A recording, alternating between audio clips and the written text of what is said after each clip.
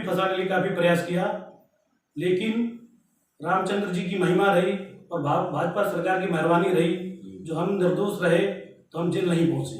हालांकि अगर ये सपा सरकार होती तो गारंटी से ये लोग हमें जेल पहुंचा देते।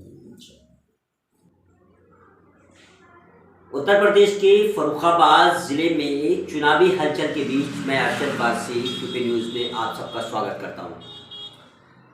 फर्रुखाबाद के मैं कस्बा कमालगंज में आज देवराजपुर में बैठा हुआ हूं और यहां चुनावी माहौल बहुत तेज़ गर्म है।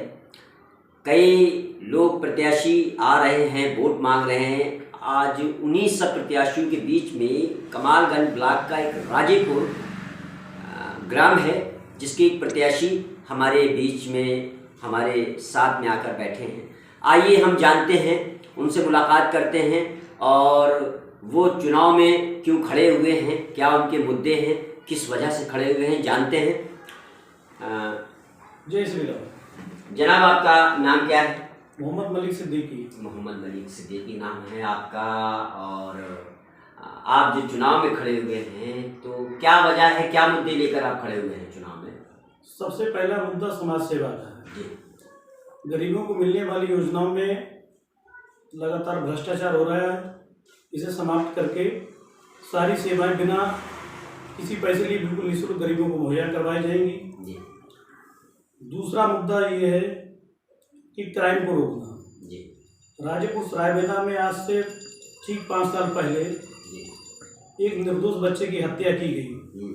जिस समय मैं पंजाब में पॉलिटेक्निक की ट्रेनिंग कर रहा था तो मुझे सुनने में आया गाँव में एक निर्दोष बच्चे की निर्मम हत्या की गई, मासूम बच्चे की, और उसमें निर्दोषों को जेल भेजा गया।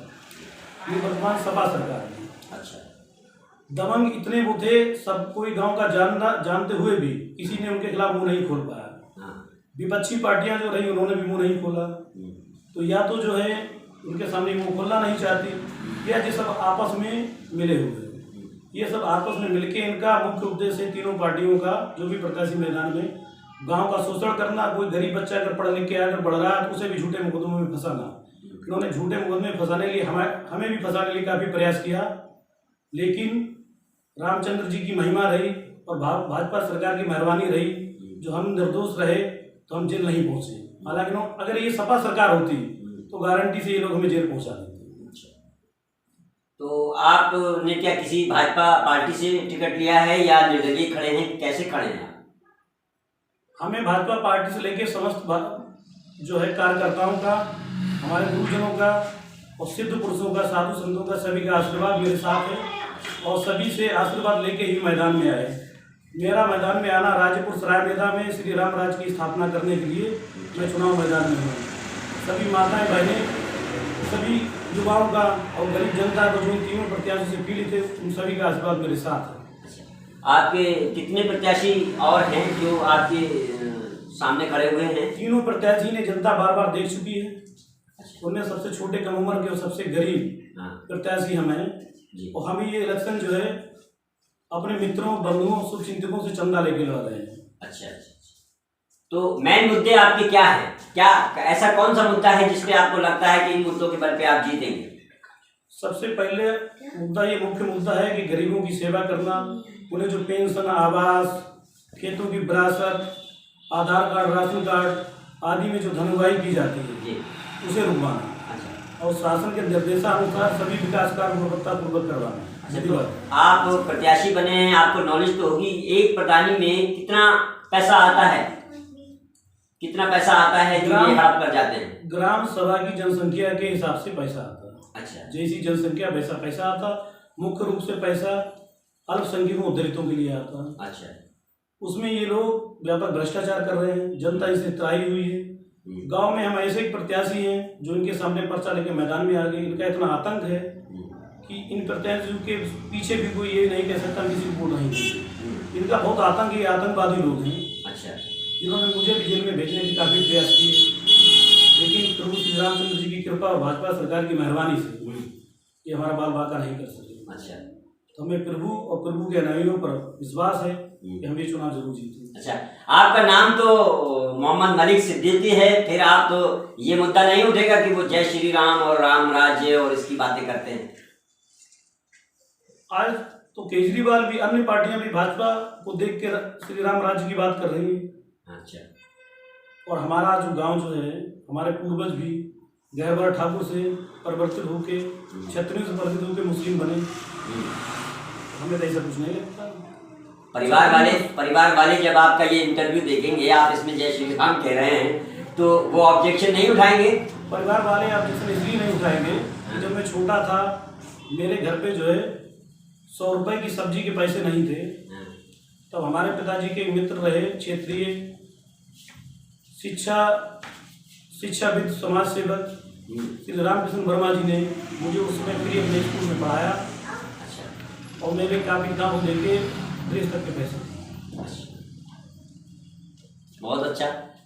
तो ये थे हमारे मलिक साहब, जो भाजपा के संदर्भ में यूँ समझिए कि उनकी ओर से चुनाव लड़ रहे हैं, लेकिन हालांकि निर्दलीय हैं। आप अभी निर्दलीय हैं या? अभी निर्दलीय हैं, लेकिन हमारे पार्टी कार्यकर्ताओं और सभी शुभ चिंतकों, साधु संतों, भाजपा के कार्यकर्ताओं, चाहे प्रभु मेरे मंडल अध्यक्ष जी रहे हों या माननीय विधायक जी रहे हों, इन सभी का आशीर्वाद मेरे साथ है। अच्छा अच्छा।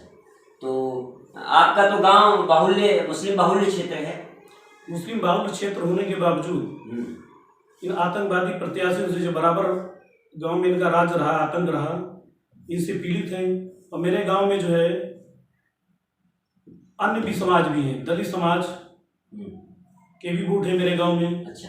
मेरे मेरे गांव में जो है लोधी समाज के भी वोट हैं, लोधी समाज के भी मतदाता हैं। अच्छा। कठेरिया समाज के भी मतदाता हैं और पाल समाज के भी मतदाता हैं। अच्छा। मुस्लिमों में जो है मेरे परिवार के मेरे वोट मिलेंगे। मेरे ऊपर जो विपत्ति आई हैं या गांव वालों ने और लोगों को जो परेशान किया है, तो वोटर दबा कुचला हुआ बैठा हुआ है, सहमा हुआ, उसे आज तक कोई विकल्प नहीं मिला। हम वो विकल्प दे रहे हैं। हमें सभी धर्म, जाति और बिरादरियों का, सभी का हमें समर्थन मिल रहा है और इस चुनाव निश्चित जीतेंगे। कितनी पोलिंग होगी आपके गांव की? कितने ग्राम लगते हैं आपके ग्राम पंचायत में? हमारी गांव की टोटल पोलिंग जो है मेरे गांव की ये 4500 के आसपास है। अच्छा। मेरे गांव में मुस्लिम वोट हैं। मुस्लिम वोट के साथ 3 दलित बस्तियां हैं। 3 दलित बस्तियों के साथ में जो है 3 बस्तियां और हैं, किता नगला, मिर्जा नगला और नौसा नगला। मिर्जा नगला में लोधी समाज के मतदाता हैं। लोधी समाज का बहुत बड़ा एहसान मेरे ऊपर रहा कि उसी समाज के जो है शिक्षाविद आदरणीय रामकृष्ण वर्मा जी ने मुझे निःशुल्क पढ़ाया। आज उन्हीं के दम पे जो मैं जितना पढ़ना जानता हूँ उन्हीं की देन। और मेरे गांव वालों ने मेरे ऊपर बहुत अत्याचार। मेरा जीवन जो है लोगों की सेवा के लिए है। ठीक है, ये हैं हमारे मोहम्मद मलिक सिद्दीकी साहब, जो राजेपुर ग्राम पंचायत से चुनाव लड़ रहे हैं और 29 अप्रैल को चुनाव होगा।